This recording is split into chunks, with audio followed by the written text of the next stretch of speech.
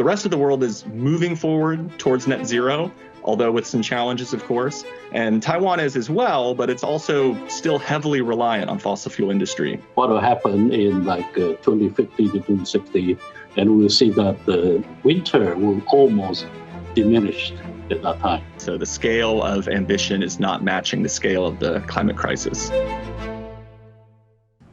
Hello and welcome to Connected with me, Divya Gopalan. So, how was your summer? Last month was the hottest September on record, and scientists say we are on track to hitting the hottest year on record. In fact, the United Nations chief has warned that we are well on the way to an era of global boiling. The world is experiencing unprecedented heat waves, wildfires, droughts, flooding, and other collateral from climate change. We are heading full speed to an environmental meltdown, so we ask, why aren't we slamming the brakes to avoid what scientists are calling a death sentence for people and ecosystems?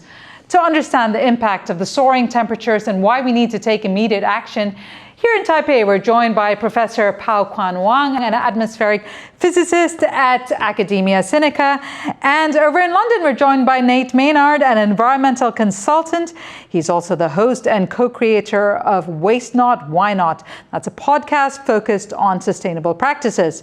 So Nate, how bad is it? Are the headlines exaggerating, or how seriously should we be taking what's being said about climate change? We should be taking climate change very seriously. And I think it's quite scary that, growing up when I was learning about climate change and lecturing in an aquarium about the disasters that were to come, well, we thought they'd be much further out in the future, and they're happening now. And what's even more serious is that countries around the world are also starting to finally take it seriously. They're setting up net zero policies. The U.S. is passing major legislation that's unlocking billions in clean tech investment in renewables. But that's not happening everywhere in the world. So the scale of ambition is not matching the scale of the climate crisis. Right, let's bring it to Taiwan now. Pao, you've been quoted as saying in a few decades, Taiwan might not have any more winters. Tell us about Taiwan's summer this year and why that's your indictment on Taiwan going forward into the future. Well, we can almost predict that kind of episode as we see from our previous climate records, at least in the late 19th and through 20th century, and now we are in the 21st century. You can see all temperatures keep climbing in every station in Taiwan. So that's a general cases, and given that this is now that we all agree that this is caused by the increase of the CO2 concentration in the atmosphere, that is still increasing, and we're beyond 420 ppm now.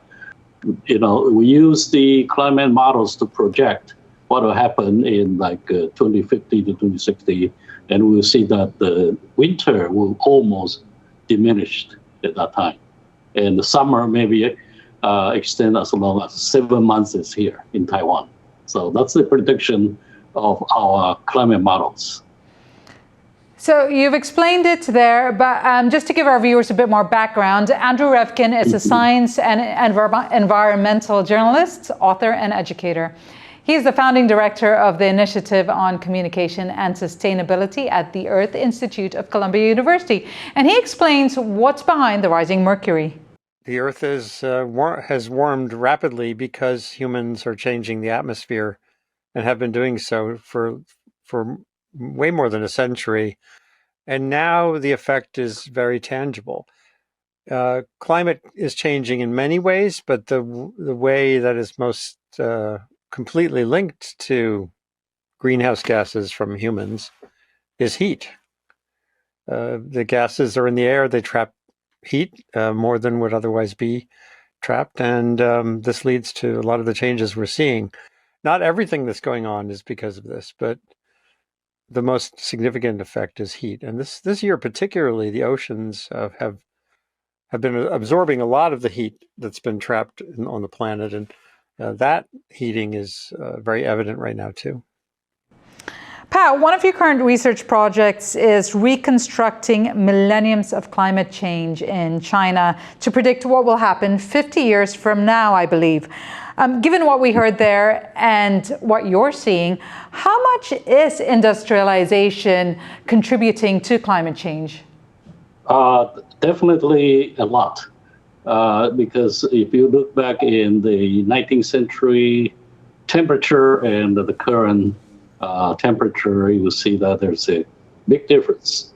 And the rate of increase in temperature is much, much faster in recent years, or recent decades, than it was before. And in fact, we've been right now going back at least 500 years, and we see that the temperature back then was actually rather cold.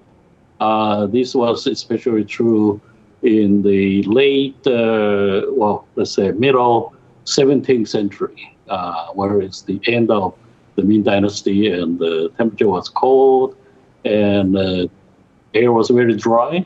It's a drought, and that caused a lot of problems nationally, and many people attribute that to the downfall of the Ming Dynasty, and which was replaced by the Qin Dynasty or the Manchurian Dynasty. And so if you compare the current weather or climate with the climate then, you will see that indeed this is a very warm and warming very fast. It's way beyond the natural variability. The nature should not change so fast, but this one really changes very fast, and that's what causes such a alarming action of the world. So Nate, a lot of the industrialization we've seen has run on fossil fuels. Can you give us an idea of Taiwan's use of fossil fuels and how that compares to what's happening in the West, where there is talk of or perhaps some action to move away from fossil fuels? Sure. Taiwan has some unique challenges. Taiwan imports more than 97% of its energy and is heavily dependent on fossil fuels. Taiwan mostly uses gas and coal to generate electricity and is a major plastics exporter and producer. And most of that electricity usage is for industrial purposes. And when I was working in a think tank in Taiwan, helping Taiwanese companies adopt new, clean tech technologies or invest in renewables or energy efficiency, the number one barrier that we would run into is the price of electricity. It didn't make sense to invest in energy efficiency and saving energy or alternative forms of energy if the current type of electricity is too cheap. So what Taiwan's doing is right now subsidizing both net zero and fossil fuels. You have you have your foot on the gas and the accelerator, and you're making both quite difficult to do. This is different from the rest of the world, which has eased away from fossil fuel subsidies. The UK has extremely high electricity prices, for example. And another page, the US has put forward new legislation called the Inflation Reduction Act, which is unlocking $260 billion in new investment in renewables, energy efficiency, electric vehicles, and a lot more. So the rest of the world is moving forward towards net zero, although with some challenges, of course. And Taiwan is as well, but it's also still heavily reliant on fossil fuel industry. Right, let me put some stats to what you've been saying there, Nate, with these two graphics here. So the first one you will see shows that by a significant margin, China is the biggest emitter of CO2 emissions. However, statistics always have an interesting twist depending on where you're approaching it from. If we switch the variable to emissions per capita, we can see that Taiwan has an impact which is surprisingly about 50% higher than that of China. Now, Pao, I know that one of your focuses is decarbonizing Taiwan. Mm-hmm. Nate gave us a bit of background on why Taiwan has such high emissions. Give us an idea of how far Taiwan is going to decarbonize. So in 2018, we submitted one of these suggestion paper to the government. The reception was not very strong. It was kind of lukewarm. They sort of feel that, yes, we know that we need to do something and we are trying, but I haven't, at that time, I didn't see really some hard efforts. So only these recent 2 years, the administration seems to be more serious in taking this, and I bet there are a lot of international as well as internal pressures. One of the target we try to focus on was the young generation here in Taiwan, and so we provide a lot of education saying that Taiwan needs to do this. If we don't do this, we will be condemned by the international community. And the young people take that very seriously.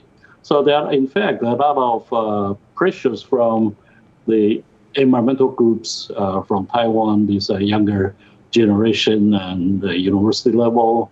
So they push the government harder. And in addition, there are outside pressures, such as Google and Apple says that we need to look at the carbon footprint of your products. And if it's too big, you'll be in trouble. And so ever since then, the government trying hard to generate these renewable energies. You've brought up so many good points there, and I want to go through them as we go further in the program. But I want to come back to one of the points you made about economics. Nate, so let's talk about money here. We've seen the UK Prime Minister roll back key net zero policies, saying that they're saving the population money in the short term. Can you tell us the impact of that? And kind of, you touched on it also with Taiwan about this whole idea of subsidizing fuel and energy, and how important it is for the consumer to be on board with perhaps having to pay more to, ensure a safer future. Yeah, it really feels like deja vu, because back when I was working in Taiwan more closely on net zero, especially back in 2018, so that time period Dr. Wang was mentioning, that's when the government first proposed a ban on combustion engines for scooters, cars, and a switch to EVs by, I think it was 2040 at the time, or 2045. And then they quickly rolled that back after pressure from, scooter lobbies, the state-owned manufacturers. And now that I'm in London in the UK, we're starting a new season of the podcast, actually looking at net zero here. And since we've started this new season, the government started to roll back these different net zero policies, which has made it a very interesting way to try and run a season. And what we see is that they're delaying things like electric vehicle adoption, they're reducing requirements for energy efficiencies, and these are things that maybe will save the consumer money in the short term in terms of 1 to 2 years, but they're really just postponing and increasing their future costs, because the sooner you install energy efficiency, the sooner you have good insulation if you're in a cold place like the UK, and the faster you have electric vehicles, the more you can realize those gains and start saving money. Pao touched on this briefly about Taiwan not being part of many international bodies that have protocols. Simona Alba-Grano is a senior lecturer at the Institute of Asian and Oriental Studies at the University of Zurich, Switzerland. And she says that despite Taiwan's diplomatic isolation and inability to be a signatory to official international protocols, it can still be a model for many countries. Take a listen. I mean, Taiwan, I think, is a little bit of a victim, and not a little bit, is an absolute victim of the situation. Taiwan is a country that has a lot of problems still, especially with air pollution, but actually it does try to implement state-of-the-art laws in order to curb its polluting emissions, and it actually does the effort even though it is not required to. Right, because Taiwan not being part of that grid of that system, it's actually not really required to take part to this kind of international accords like the one you mentioned, the Paris Accord, right? But it does so anyway because it wants to show that it is a responsible player, to use Zolik's sentence, that it is actually a model player and that it does help, right? And yet it is a victim of the fact that, politically speaking, no one will allow Taiwan to present its experiences or its voice, no matter whether it is in environmental protection or climate change or, of course, the health sphere, because de facto it is not recognized by most countries in the world as a country. Pao, how has Taiwan's diplomatic isolation affected its progress on decarbonizing or being part of bigger international movements towards net zero? I certainly feel that there is a sense of discouragement from the government when you want to go to international forum to say that Taiwan is willing to do this and that, just to help the whole world to reduce the CO2 emission and so on. And they, constantly get denied, and that certainly wasn't a good feeling. And I remember in the Paris conference, the director of the Taiwan EPA went there, was not allowed to go in, and so he made the announcement outside the room there, and which is actually, when I watched it, he was a good friend of mine, and I feel pretty sad about that, But anyway, it's very nice that this current administration, at least, doesn't seem to be discouraged, at least too much by that. And in fact, they are taking good advices. For example, one of the top suggestions that we have is actually patterned after the UK. The UK, one thing they did back then was to institute a so-called Climate Change Act. So they put it as a law, and many other future developments should follow this act. And so this is one of our top suggestions to the government. And interestingly, you see that this is now adopted as a law also in Taiwan. And Nate, what's your take on this about Taiwan not formally signing on to these treaties or protocols? Does that hinder progress in any way? Yeah, it really does. So I was actually in Paris for COP21, and I was allowed to enter the venue as an American, but I probably would have given up my seat to allow a government official from Taiwan to go. That would have been a lot more constructive. You see the gap that starts to occur when you realize just how much support most countries get from the UN or from various international non-government organizations in terms of climate change adaptation mitigation. Taiwan gets left out a little bit of these conversations. So there's that challenge. It's difficult to enter these international areas.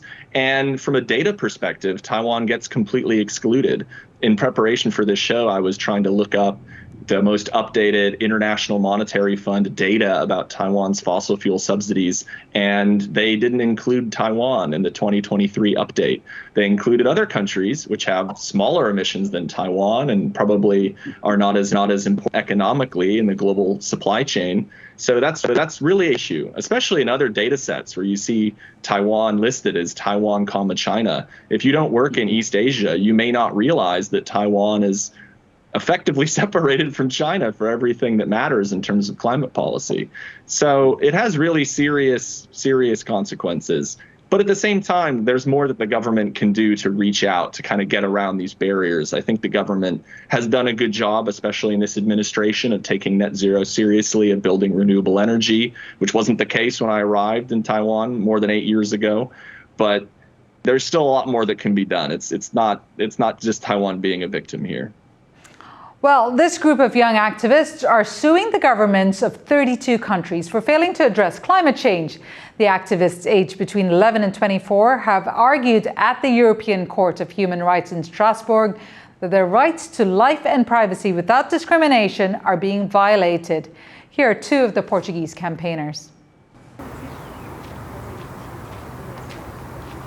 A ansiedade climática é um dos tópicos que se vai pôr mais na flor da pele de alguns adolescentes. Quando eu soube o que está a acontecer literalmente no nosso país e no vário no mundo e ver que aquilo estava a se começar a agravar, afligiu-me bastante. Eu tentava explicar aos meus colegas claro que se preocupam com este problema, mas não tanto como eu. E comecei a gerar aquela ansiedade climática, a tentar fazer alguma mudança naquele preciso momento, mas eu percebi que as melhores mudanças são aquelas que demoram mais tempo e aquelas que são as mais certas. E, na verdade, nós só queremos que eles cumpram os tratados e as coisas que prometeram que iam dizer. Prometeram que iam chegar a certas metas, queremos que eles cheguem a essas metas e que não as cedam, como o Acordo de Paris. É muito poucos países estão a cumpri-lo e nós só queremos que eles façam o que digam que iam fazer. É só isto.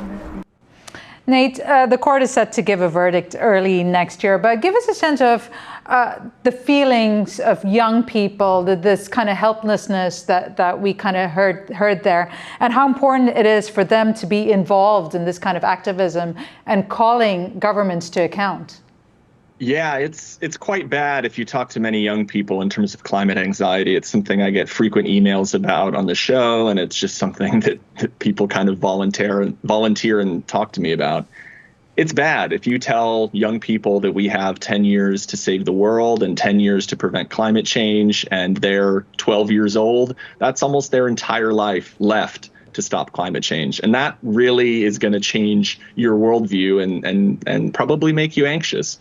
So what the good thing that comes out of this is that we see these youth climate strikes, these youth climate protests, and they really do seem to have an impact. I've been doing environmental work a long time, I guess. I wouldn't really consider myself a young person anymore. And we've seen different waves of youth climate strikes over the years. But it's really the one that started in 2019 and have continued ever since that are really putting pressure on countries to meet their climate obligations. And it's really adding up to something.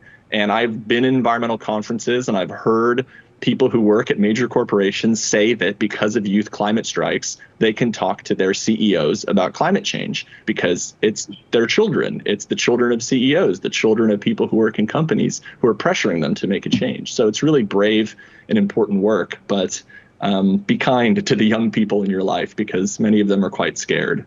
Pao, give us a sense of what the youth are facing or what kind of a future they're facing if things don't change in Taiwan. And are we seeing them be aware of it and take action?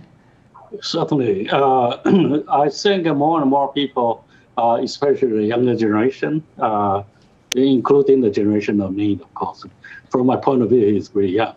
So as a young person, they are really worried that I think they are more aware of the climate change now than ever. And these few years, in the last decade or so, I think it's probably the most dramatic. I told them, the younger generation, that according to our projection, if this scenario continues, before even 2050, we are going to see even stronger rainfall from typhoon. We are going to see fewer typhoons, interestingly, but if the typhoon hits Taiwan, the intensity is going to be stronger, and they probably are going to dump perhaps 50% more rain than it was before. And I think those young people still have some fresh memory about the disasters caused by such a huge rainfall, and so knowing that it's going to be even worse in the future, I think they are now very aware of what the possible scenarios are going to come. Yes, I think the young. I just gave almost 2 talks just last week, and most the people are very concerned, and they seem to be very aware of the situation currently. And speaking of those scenarios, I want to take you somewhere before we go to a place where that scenario you describe is very fast approaching. Let's go to a country which is facing the very real possibility of disappearing into the ocean due to climate change. Tuvalu is sinking and is desperately finding ways to preserve its existence. TaiwanPlus reporter Louise Watt was in the South Pacific Islands capital, which could be underwater by 2050. Tuvalu could be the first country in the world to disappear due to rising sea levels. If that happens and Tuvalu's 11,000 people have to migrate elsewhere, the government hopes that even without a physical territory, a new definition of statehood will mean the country can still exist. We're saying that statehood encompasses our history, our culture, and that will continue to exist in perpetuity, regardless of the impacts of climate change. Tuvalu is asking its allies to accept this legal definition, and 10 already have, including Taiwan. The government says its new constitution is about future-proofing Tuvalu, having it recognized in international law as a state even with no land, so it can protect its assets, like its fishing rights. That would mean Tuvalu could still get income from giving foreign vessels rights to fish in what has been defined and internationally recognised as its waters. The new definition of statehood has support from people within Tuvalu. I think that is a good idea to have that as a recognition of what we Tuvaluans were, because that holds a lot of identity for the Tuvaluans, the cultural heritage for Tuvaluans, and a home for the Tuvaluans. So if their land is lost in the years to come, Tuvaluans hope their tangible culture, like these dances, will live on. Klein Wang and Louise Watt for TaiwanPlus. And right, with that, we come to the end of the show. A huge thank you to Professor Pao-Kuan Wang, an atmospheric physicist at Taipei's Academia Sinica. And speaking to us from London, Nate Maynard, an environmental consultant and the host and co-creator of the podcast, Waste Not, Why Not. Thank you both so much for your time and your insight and the work that you do. And this is a conversation that we should continue and everyone should be part of. And to our viewers, just to put it in perspective, fossil fuels still made up 82% of the global energy mix in 2022. That's not far off from the 86% mix in 1995. That was when the first UN Climate COP conference was held, with international pledges to clean up and reduce emission. We leave you with a call to action, and as always, a big thank you for your company. Stay informed, stay engaged, and stay connected.